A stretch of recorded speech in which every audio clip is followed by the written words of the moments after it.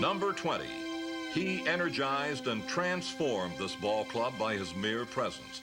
Christmas came early to Baltimore in December of '65 when Cincinnati traded Frank Robinson, whom they considered to be an old 30. Along with this wonderfully gifted baseball talent came 4 pennants in the next 6 years. Frank said, "Thank you, Baltimore," by hitting a homer in each of the first 3 games. On Mother's Day, he hit the granddaddy of them all. Luis Tiant of the Indians served up the pitch, and Frank sent it over the left field stands where it took up a premium parking space without a ticket. Henceforth, the blast was marked by the simple banner reading, "Here." Faced him for the first time, and Russ Snyder was on base. The first pitch, fastball down and in, and I hit it real good. I knew it was a home run.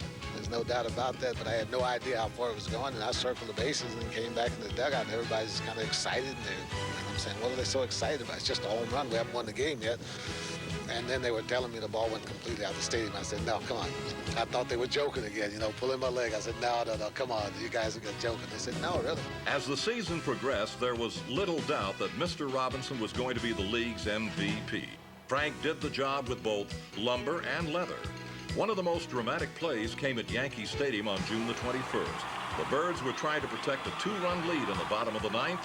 New York had 2 men on with a switch-hitting Roy White at bat.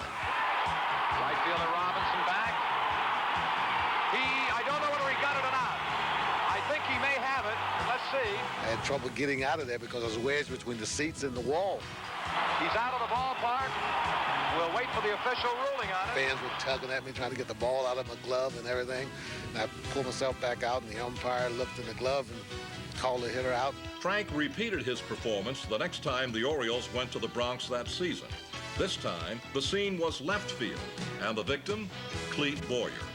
Frank's timely and torrid hitting would result in the Triple Crown, and by late September, under his leadership, a pennant was within reach. On September the 22nd, young Jim Palmer faced the KC A's with a chance to clinch as Dick Green batted. My partner of 16 years, the late Bill O'Donnell, made the call. A ball well hit out to left center field, been chased by Snyder. And let's see if he got it or not. Snyder can get it in left center field. And the Birds have won the 1966 pennant. And what a way to end it.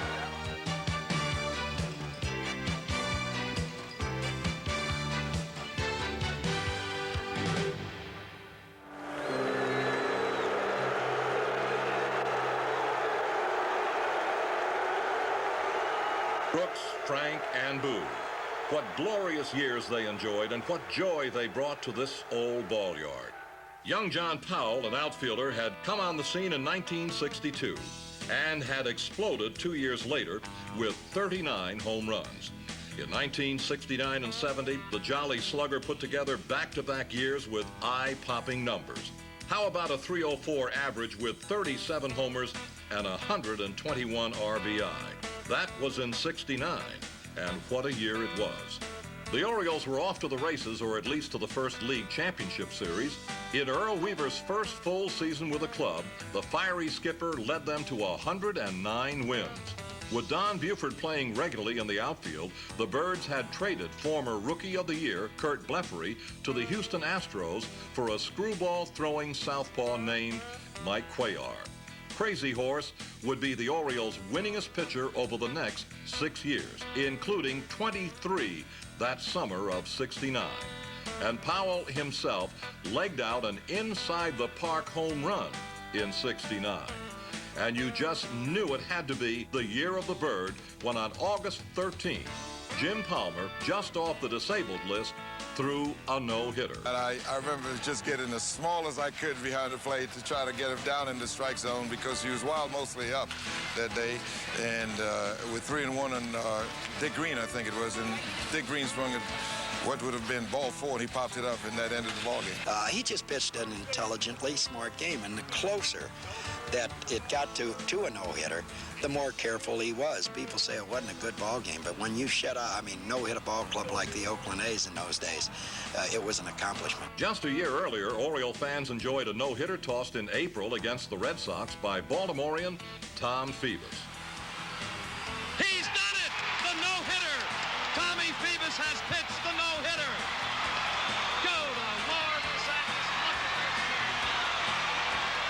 Minnesota had won the West in 1969, the first year of two divisions, and took a 3-2 lead going into the ninth of the first playoff game in Baltimore. Here's Perry winding, delivers 3-2, fly ball, deep right field, back is Oliva, he's at the fence, fly ball game! 1-1 to Paul. Frank Robinson studies Peronowski from the on-deck area. Peronowski now studies his catcher. He stretches and throws. A bunt coming out in front of the plate. Belanger running home. He wins the ball game. The excitement did not subside the next day either, when Dave McNally pitched a gutsy 11-inning shutout. The Birds won it with a run in the bottom of the 11th. The Orioles won the finale 11-2, keeping the Twins at home to watch the World Series on TV. With 109 regular season wins and 3 more in the playoffs, the Orioles were ready for the 1969 World Series. Or so they thought.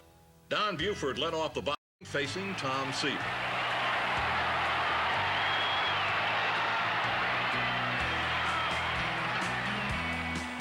Mike Cuellar went the distance in a 4-1 win. Little did fans realize that it would mark the high point of the series for the Birds. The amazing Mets, behind the pitching of Jerry Koosman, Tom Seaver, Gary Gentry, and a youngster named Nolan Ryan, stopped the Birds. So did some amazing defense.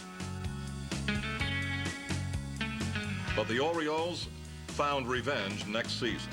They slipped a bit from 109 wins to a mere 108. Boog's numbers in 70 included a .297 average, 35 homers, and 114 RBI, numbers that made him the third Bird to win the league's most valuable player award in 7 years. Mike Cuellar and Dave McNally had 24 victories apiece, while Jim Palmer reached the 20 mark for the first of 8 times. Winning the division by 15 games, the Birds met the Minnesota Twins in the American League playoffs once again. This time, none of the games was close, and when it was over, Jim Palmer had pitched the third of his 4 pennant clinchers.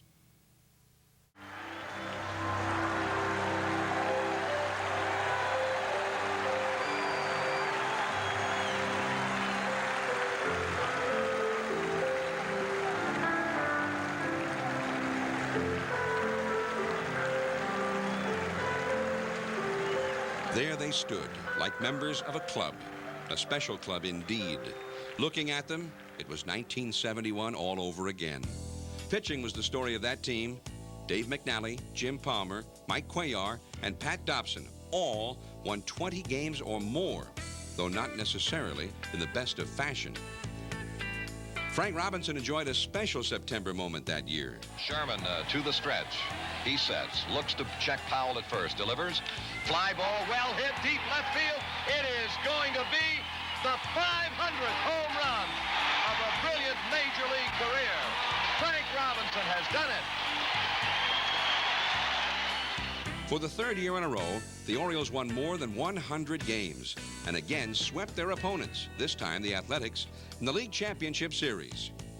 Then the Orioles played host to the Pittsburgh Pirates in the first 2 games of the World Series, with Dave McNally and Jim Palmer posting victories. The favored Birds looked like they were on their way to another sweep. Unfortunately for Baltimore fans, the Pirates had a pitcher named Steve Blass and a right fielder by the name of Clemente.